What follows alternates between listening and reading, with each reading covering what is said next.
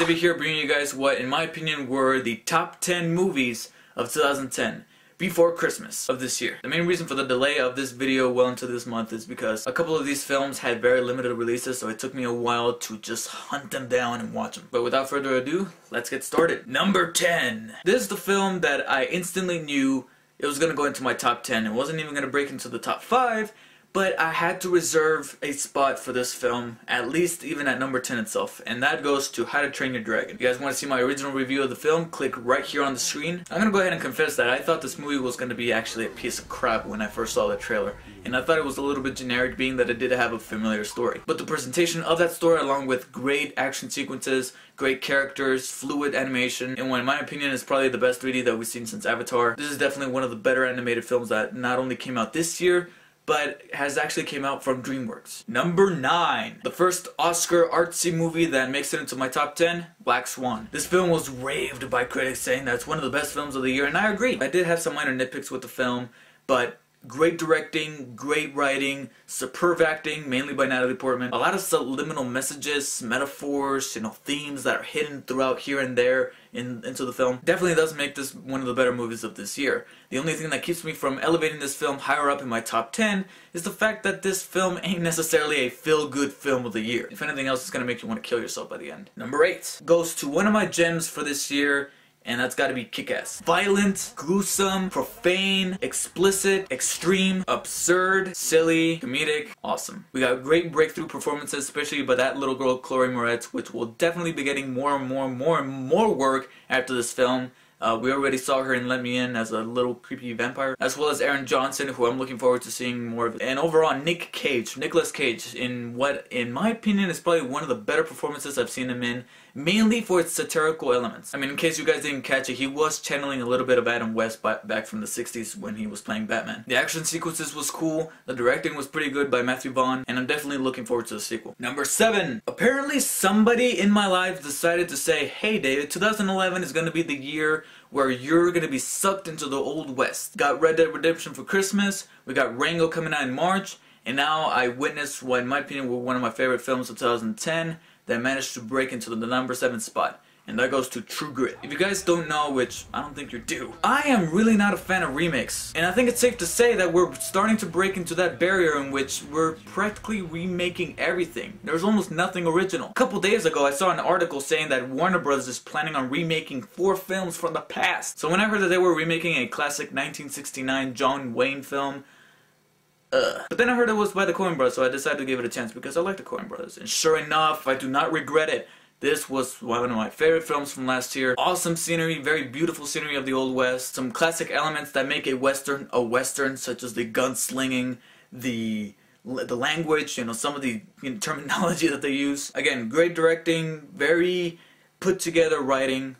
Is that even a term? And one of the highlights of this film has got to be the performances. Mainly by 2 individuals. The dude, Jeff Bridges, and I will definitely be surprised if he does not get nominated for an Oscar. It would be crazy if he won like 2 years in a row. Only Jeff Bridges, man. And what in my opinion should also be an Oscar nominated performance, though I doubt she will, and that is Haley Steinfeld. I can't remember her last name, but the little girl who played the 14-year-old Maddie Ross. Holy shit. Why can't we have more kid actors like this? I mean, she just blew me away. She was witty, smart, sarcastic, and just completely badass. I'll tell you this, however, she'll probably be taking the MTV Movie Award for Breakthrough Performance. Hopefully that feels a lot cooler than it sounds. Number 6 goes to probably in my opinion, was one of the biggest snubs at the Golden Globes, and I'm hoping it doesn't become just the biggest snub at the Oscars.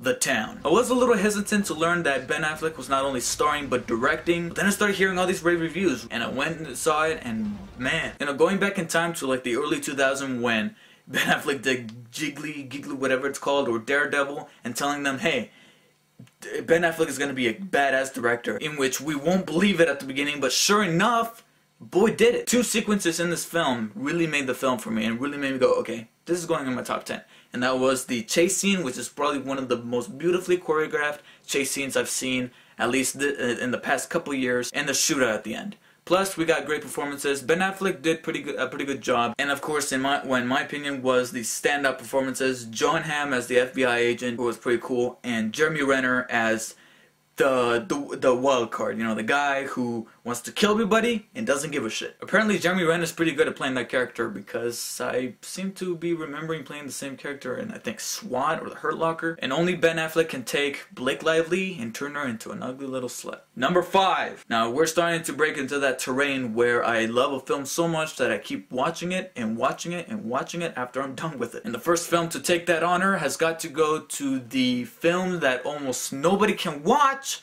thanks to its very, very, very limited release. And that is 127 Hours. This film, I love this film. Danny Boyle is becoming into one of my favorite directors due to his unique style of filming. When he, you know, he's always got the film kind of inclined, but he uses an awful lot of digital video. And especially in this movie, it really, you know, it really benefited this film, because this is a bottle film. This is a claustrophobic film in which you got a guy trapped between a rock and the wall of a canyon for 90 minutes straight. Okay, maybe not 90 minutes, but you get the point. And none other than Danny Boyle could have taken one pivotal scene. If you've seen the movie, you know what scene I'm talking about. Can take one pivotal scene, shoot it in one take from multiple angles, and still manage to cut it and splice it together to just make it all the more intense. And when it comes to intensity, nobody else could have pulled it off than Mr. James Franco, who I will definitely be seeing him receive an Oscar. Just not this time. If I was in charge of the Academy, I would definitely give him the Oscar, because he just carried a whole film on his shoulders. But Colin Firth is British, so he's gonna win. Number 4. Number 4 goes to Mr. Scott Pilgrim vs. the World. One of the very few films in which visual effects are required, and visual effects actually made a film work. If this movie is not nominated for Best Visual Effects, I'm gonna scream. This is one of the most unique, yet very intriguing and very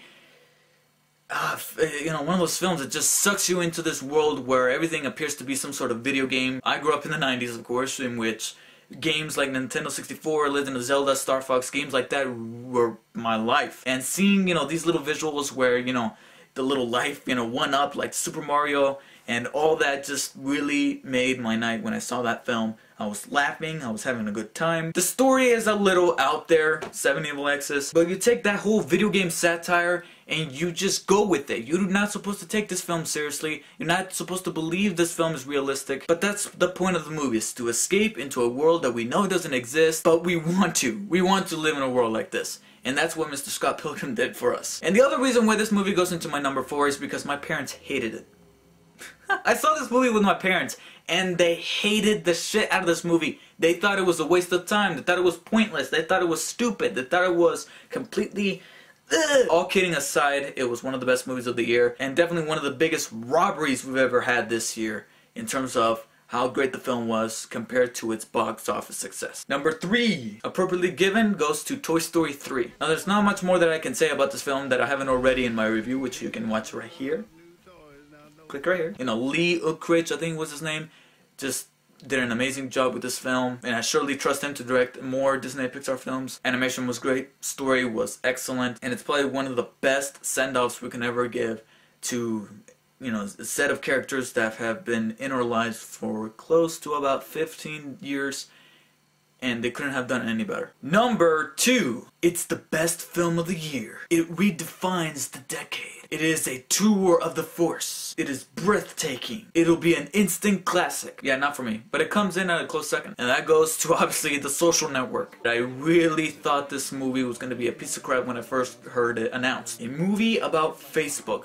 How can they possibly make this? I mean, if it's a documentary, yeah, but they're planning on casting characters and a director and a writer, and I was like, boo! But then I heard Aaron Sorkin and David Fincher were in it, so I was like, okay, cool, I'll watch it. Obviously, if you have not heard, The Social Network won the big honors at the Golden Globes. It won Best Picture, Best Director, Best Screenplay. And Aaron Sorkin, whose, again, screenplay was completely awesome, had electric, zappy dialogue, and a story that really does have all its little, you know, things in there where you could say, oh, it's a character piece, or is it a courtroom drama? But Aaron Sorkin said something at the Golden Globes that really clicked with me, and that was that, in terms of David Fincher and his directing, Aaron Sorkin said that none other than David Fincher could take scenes of nerds taking shots and typing look like bank robberies. And the guy took the words out of my mouth. And of course I can't end my opinions about The Social Network without mentioning the cast. In my opinion, everybody was surprising. I knew who everybody was before I saw the film, and then after seeing the film I was like, wow. You got Jesse Eisenberg from Zombieland.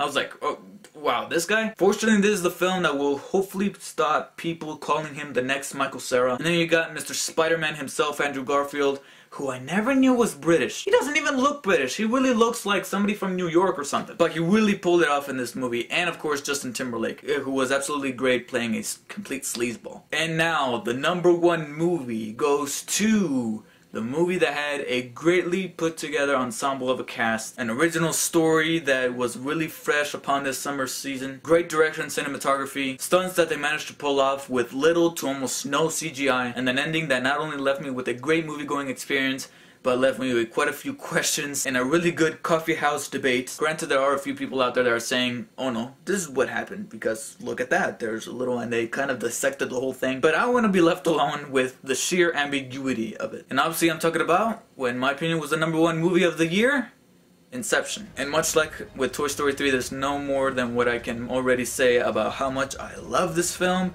and on top of that, how much I loved seeing this film under the circumstances that I was watching it with. And in case you guys missed my original review of the film, you can click right here on the screen, and there you go. Granted, that'll probably take you to another link where you can actually watch the review. So, and that's pretty much my top 10 movies of 2010. Before I sign off, I'm going to clear out on a couple of things. One, there was one person who asked me to do a top 10 video games of 2010. Guys, Red Dead Redemption is the only game that I've played from 2010. All other games, either I can't afford because I'm broke, or I just can't find the time to play. And nobody has asked me, but I'm pretty sure somebody's gonna ask me once this video is done. And they're probably heading to the comments right now. Can you do a top 10 worst of 2010? I'm gonna go ahead and be straightforward with you guys. I saw plenty of films this year, but most of those were either bad movies, but not bad enough to go into a top 10 worst of. Meh, good, great, awesome, Oscar worthy, and then top 10 worthy. Other than that, I didn't really see anything that was completely shit-tacular. Aside from Skyline, I think Skyline will go on there. I did see Skyline.